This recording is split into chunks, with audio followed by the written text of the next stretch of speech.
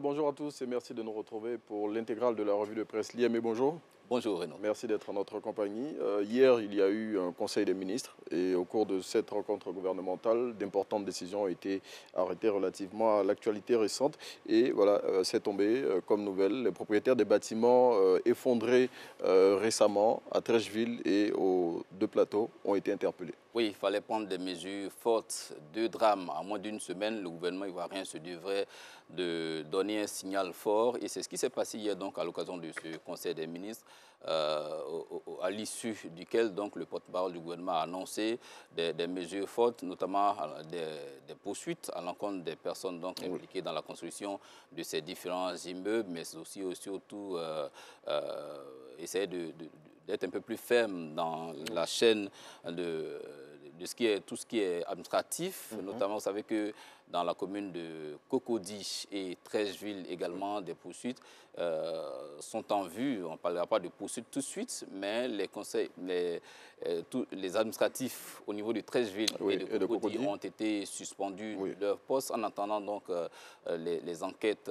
en cours. Le gouvernement annonce également plusieurs mesures qui tentent donc à faire en sorte que l'État soit un peu plus strict, soit un peu plus regardant sur la construction de ces différents immeubles-là. Je l'ai dit la dernière fois ici, vous savez, lorsqu'on a peur dehors, on court pour aller s'abriter à la maison. Bien évidemment. Donc, lorsqu'on rentre chez soi et qu'on qu'on a rendez-vous avec la mort, c'est un drame qu'on ne peut pas s'expliquer. Et parmi les mesures qui ont été arrêtées par le gouvernement ivoirien, il y a la mise en place d'une brigade mixte de contrôle. L'idée avait déjà été évoquée le mardi lors du conseil de gouvernement. Le Premier ministre avait indiqué que la proposition serait faite pendant le conseil des ministres et elle a été actée. Elle a été actée. La brigade mixte inclut donc les mairies, les districts et la direction de l'assainissement urbain et du drainage, pendant que l'opération du certificat de conformité est assujettie à l'attestation de bonne exécution délivrée donc par un ingénieur conseil. Vous pouvez vous adresser à qui vous voulez pour construire votre maison, mais après, il faut qu'un ingénieur conseil vienne attester donc, que le bâtiment répond aux normes requises donc, pour faire en sorte que ce genre de drame-là ne se reproduise plus. On a constaté l'urbanisation galopante dans le district d'Abidjan, surtout à Abidjan. Voilà, et cette urbanisation-là doit être quand même suivie de ce genre de mesures strictes-là pour faire en sorte que de telles dérives-là ne se reproduisent plus. Et on espère que voilà, les nouvelles dispositions qui ont été arrêtées par le gouvernement vont permettre de freiner cette propension à l'effondrement des immeubles dans le district d'Abidjan et pourquoi pas y mettre fin carrément. On rappelle à toutes fins utiles que 2 immeubles se sont effondrés en moins d'une semaine dans le district d'Abidjan. 6 morts à Cocody en moins d'une semaine. Franchement. Des bâtiments qui sont construits à certains niveaux, parfois même sans autorisation. Voilà, même sans ascenseur, on va jusqu'à R+4, R+5, il n'y a pas d'ascenseur, il n'y a rien. Vraiment, c'est un peu compliqué tout ça. C'est bien que le gouvernement essaie de regarder un peu plus donc, dans ce domaine. Oui, et le gouvernement a décidé d'être ferme. On le rappelle, les propriétaires des 2 bâtiments, ceux de Trècheville, celui de Trècheville et celui de Cocody, ont été interpellés. Et, voilà, les enquêtes seront faites pour situer leurs responsabilités et, comme le Premier ministre l'a dit, les sanctionner. On parle d'autres sujets qui ont été traités pendant le Conseil des ministres hier. Le prochain, c'est celui relatif à la lutte contre la vie chère. Et là encore, le gouvernement a pris des mesures assez fermes.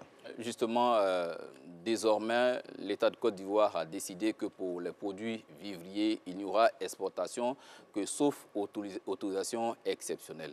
Alors, comment est-ce qu'on peut comprendre cette mesure? C'est tout simple. On ne peut exporter que si le marché local est satisfait. Oui, donc, franchement. déjà, en interne, on a des difficultés.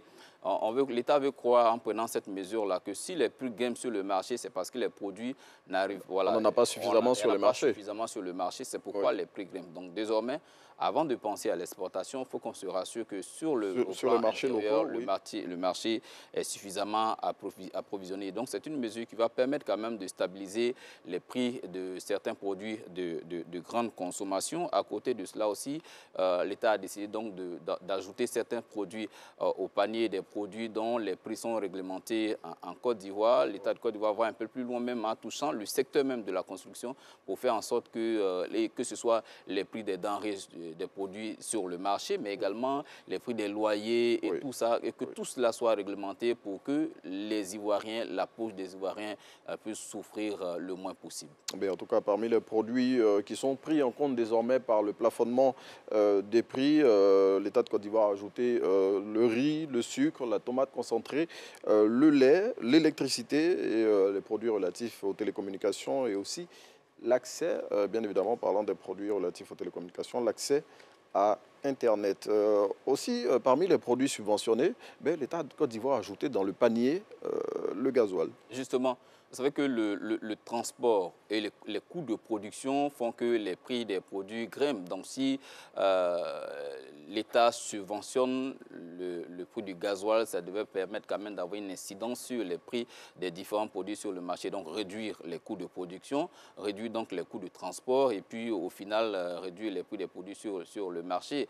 La mesure a été prise donc de janvier à mars 2022. Le coût du gasoil subventionné donc par le gouvernement ivoirien pour un coût de plus de 55 milliards de francs CFA. C'est une cagnotte importante que l'État met donc dans cette subvention-là. Mais pour dire aussi que le gouvernement n'est pas indifférent quand même aux souffrances des populations. Voilà, face aux difficultés, aux souffrances des populations, gérer, c'est pas toujours aisé donc de trouver des solutions à ce genre de choses-là. Ici, le gouvernement essaie donc de mettre la main à la pâte en mettant 55 milliards de francs CFA dans la cagnotte pour subventionner les coûts du gasoil, permettre donc de réduire pour les coûts de production, les coûts de transport et au final réduire les coûts des produits sur le marché. Mais quand on sait par exemple que les produits pétroliers, l'ajustement des prix se fait au niveau international et tous les mois, la direction des hydrocarbures révèle les prix à la pompe du gasoil et de l'essence. Et récemment, il y avait une petite hausse. Oui, donc cette subvention va permettre de... Là qu'on parle de subvention, c'est pour faire en sorte que les prix restent plafonnés sur la sur le période marché local. indiquée. Sinon, les coûts des produits pétroliers ne sont pas déterminés par la Côte d'Ivoire. Ils sont donc ça, il faut le savoir. à la fluctuation de ces prix sur le marché international. Quand les prix grimpent sur le marché international, forcément, les prix vont grimper en Côte d'Ivoire. Et lorsqu'il y a réduction là-bas aussi, ça se sent ici. On peut constater parfois 10 francs ou 15 francs d'augmentation. Après, on revient à 15 francs de réduction. C'est lié donc à l'augmentation sur le marché international. Donc, 55 milliards pour faire en sorte que les prix restent plafonnés sur une période de 3 mois. En tout cas, toutes ces mesures sont à saluer parce que les populations vont les ressentir dans leur quotidien. On parle d'autre chose. Il y a un an, jour pour jour, l'ex-premier ministre Ahmed Bakayoko tirait sa révérence. Et aujourd'hui, dans la série d'hommages qui lui est rendue, le Patriote lui consacre les 16 pages de son numéro de ce jour. C'est une reconnaissance à celui qui a été à l'origine donc de la création de ce journal, qui y a travaillé, qui a donné de sa sueur, de son énergie pour faire en sorte que ce journal-là voit le jour. C'est un homme de communication. À côté de cela, Ahmed Bakayoko, c'est l'enfant du peuple. Il est aux côtés des enfants, aux côtés des jeunes, aux côtés des femmes, aux côtés des vieillards. Il a toujours montré en tout cas une grande disponibilité, mais une très grande générosité. Toute la Côte d'Ivoire a pleuré Ahmed Bakayoko, continue de pleurer Ahmed Bakayoko. Un an encore après son départ, on va dire qu'il est parti trop tôt pour dire que les bonnes âmes, en tout cas, sont comme des étoiles filantes. Ahmed Bakayoko, c'est une étoile dans l'histoire de la Côte d'Ivoire. En tout cas, étoile dans l'histoire de la Côte d'Ivoire, Ahmed Bakayoko aura été le serviteur dévoué de l'État, l'homme du peuple, comme vous l'avez dit, le maire d'Abobo aussi. Voilà. Il a gravi presque, on va dire, tous les échelons pour se hisser comme le Premier ministre de la Côte d'Ivoire. Il a occupé plusieurs postes ministériels d'abord, que ce soit dans l'opposition, où il a représenté son parti au gouvernement, jusqu'à accéder donc au poste de Premier ministre. Ahmed Bakayoko a été vice-président du RHDP. C'est un modèle de réussite, partir de rien et se hisser au sommet. C'est un modèle pour la jeunesse ivoirienne et c'est avec beaucoup de peine qu'on l'a vu partir, mais en même temps avec ce sentiment de satisfaction de savoir que quelqu'un s'est battu, quelqu'un n'aura pas vécu inutilement. Il a été d'un apport appréciable dans la construction d'une Côte d'Ivoire nouvelle. En tout cas, l'homme généreux, le modèle de réussite, l'homme fidèle en amitié, bref, toutes ces qualités de l'illustre disparu qui sont passées en revue aujourd'hui dans Le Patriote de ce jeudi 10 mars 2022, qui lui consacre ses 16 pages comme pour marquer sa reconnaissance à celui qui aura fondé, comme l'a dit l'IME, ce journal et qui aura consacré toute son énergie financière, morale et tout ce que vous pouvez imaginer. En tout cas, paix à l'âme de l'illustre disparu. Et pour être complet sur le sujet, il faut savoir qu'une cérémonie d'hommage lui sera rendue aujourd'hui à la mosquée de la Riviera Golf. Et cette cérémonie va démarrer à 14 heures pour s'achever vers la fin de la journée. Pour toutes les personnes qui souhaiteraient y prendre part, eh bien, c'est ouvert. On parle d'autre chose, et là, on met le pied dans la politique. On parle du RHDP.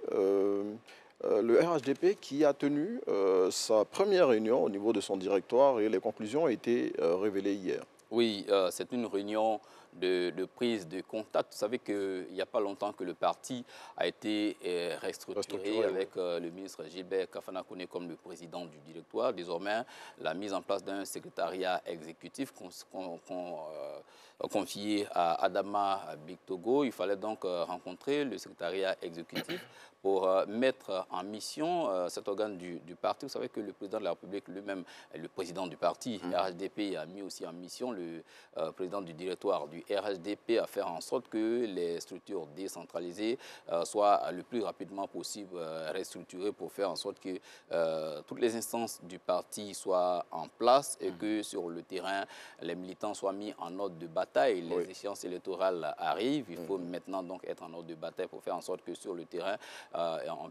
les militants puissent ratisser l'âge et faire en sorte que pour les échéances électorales qui arrivent, notamment en 2023, avec les municipales, et puis 2025, les futures élections présidentielles, c'est maintenant que tout cela se prépare. Donc, le président du directoire qui a rencontré donc, le secrétariat exécutif pour expliquer au secrétariat la feuille de route, les attentes du président du parti, mais également les actions urgentes à mener pour faire en sorte que le parti, dans sa nouvelle monture, soit le plus rapidement possible mis en ordre de bataille. Mais en tout cas, ils l'ont dit, plus rien ne sera comme avant au sein du RHDP avec le nouvel organigramme qui a été mis en place et les restructurations en cours dans le parti, bien évidemment.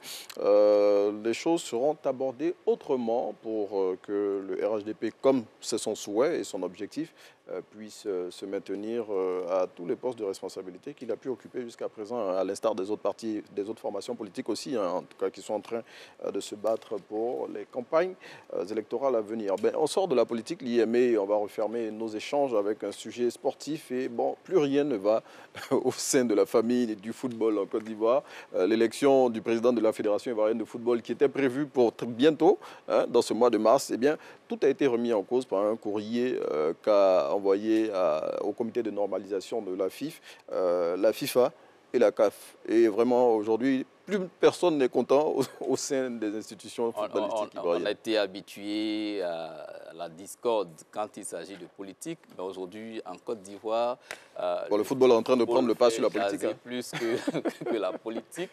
Voilà, alors que les choses semblaient en marche pour l'élection du nouveau président de la Fédération ivoirienne de football, lundi, le CONA a réuni les différents présidents de clubs pour leur annoncer que la Fédération mondiale, donc la FIFA, a décidé de la suspension donc, du processus électoral en cours et pour cause, certaines préoccupations de la FIFA n'auraient pas été prises en compte par l'Assemblée. Concernant notamment le parrainage. Hein. Justement, concernant le parrainage, moi personnellement, j'ai trouvé cela un peu curieux. Il ne faut pas se le cacher, Mariam Dao Gabala est mise en mission par la FIFA. On ne peut pas travailler sur les tests pendant plusieurs mois, aller en Assemblée générale sans avoir montré ces tests-là à la FIFA qui vous met en mission. Donc, je trouve ça un peu curieux quand même. Mais on n'est pas dans une situation normale. Le football ivoirien est sous normalisation. C'est la FIFA qui dirige le football ivoirien en ce moment. Et je pense qu'il aurait été cohérent qu'après avoir travaillé, que les résultats de ces travaux-là soient présentés d'abord à la FIFA avant de se retrouver en Assemblée générale afin d'espérer que cela soit entériné par les présidents du club qui sont les acteurs donc, du football local. Ce n'a pas été le cas. Donc on revient à la case de départ. La FIFA se saisit à nouveau de la question. Donc à partir de cet instant, le processus il est suspendu. Il n'y a pas de nouvelle date.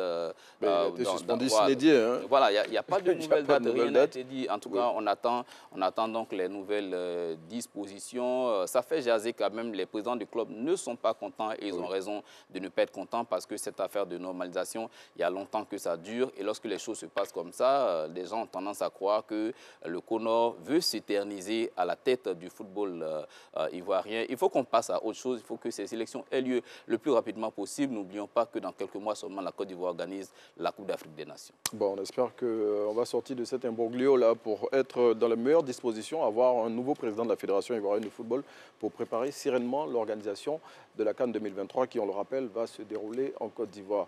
Voilà, merci à tous de nous avoir suivis pour l'intégrale de la revue de presse aujourd'hui. Liamé, merci. Merci, Renaud. Et puis, vraiment, on est satisfait de toutes ces analyses qui nous ont permis de mieux éclairer nos téléspectateurs. Bonjour. Merci, monsieur le ministre, monsieur le journaliste. C'est prémonitoire. C'est prémonitoire. Ouais. Il a des costumes ministériels. Même si je préfère rester ici faire la revue de presse. Non, mais après la revue de presse, je veux dire, si tu es là-bas, c'est pas mauvais. Hein. Tu vois? Bon, je peux pas te préparer l'info. En tout cas, merci beaucoup à monsieur Liamé. Et je vous ai dit, demain, dans cette émission, je vous donnerai le dénominateur commun de Renaud, de monsieur Liamé, de Régis Kofi. S'il y a une chose qui est sûre, ce n'est pas les gilets. Régis Kofi a l'exclusivité en parlant des gilets. Donc, s'il y a une chose qui est sûre... Non, ce n'est pas les gilets. Ah, OK. Mais tu sauras, c'est juste à côté de toi. Merci beaucoup. Merci. À vous et puis, excellente journée, bien sûr.